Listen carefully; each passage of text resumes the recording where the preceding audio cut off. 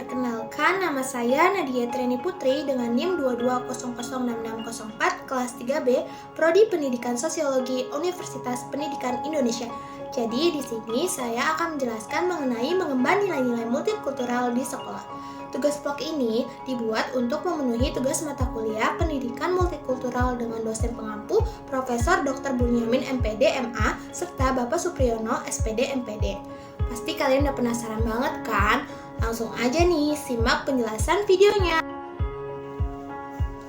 Pendidikan sangat berperan dalam pembangunan sebuah bangsa dan paling dianggap sebagai investasi karena merupakan bagian dari fondasi untuk membangun karakter sebuah bangsa.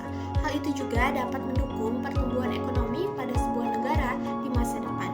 Proses tersebut akan berlangsung terus sampai akhir hayat, baik pendidikan yang ada pada keluarga, sekolah, ataupun lingkungan masyarakat luas sekalipun.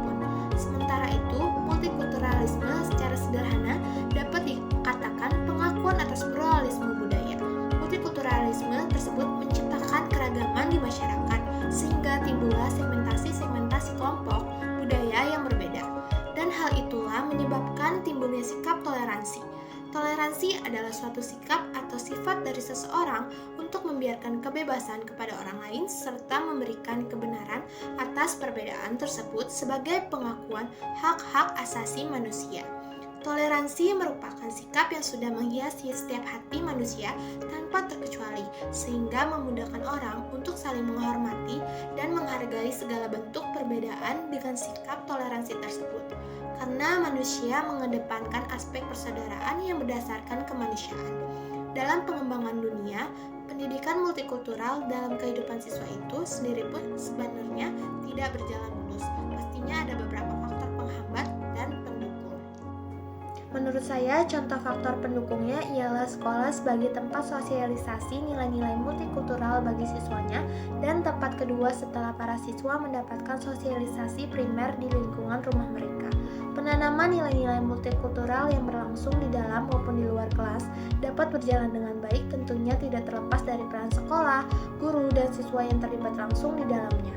Sekolah sebagai lembaga pendidikan dalam hal ini telah menciptakan kultur sekolah yang memperkenalkan keberagaman di sekitar lingkungan mereka sedini mungkin. Siswa-siswi yang tidak hanya berasal dari satu daerah, tetapi ada yang berasal dari daerah lain.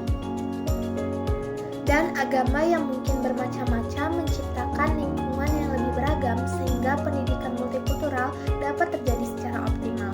Sebaliknya, faktor penghambat pun juga ada, yaitu siswa terkadang belum sepenuhnya memahami apa yang disampaikan oleh guru berkenaan dengan nilai-nilai keberagaman yang ada, sehingga beberapa anak terkadang belum mengerti keadaan teman-teman yang berbeda, baik secara sosial maupun kemampuan dalam belajar.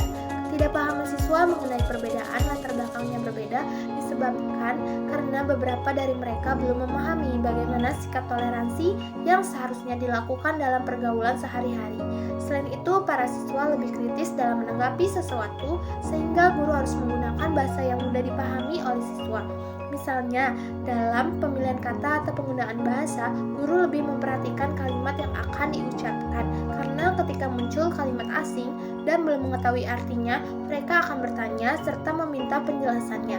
Hambatan lain yang dihadapi pihak sekolah yaitu pendidikan yang didapatkan anak di rumah. Terkadang pendidikan yang didapatkan anak di rumah tidak sejalan dengan pemahaman nilai-nilai multikultural di sekolah, sehingga anak kurang bisa menerima perbedaan-perbedaan yang terjadi.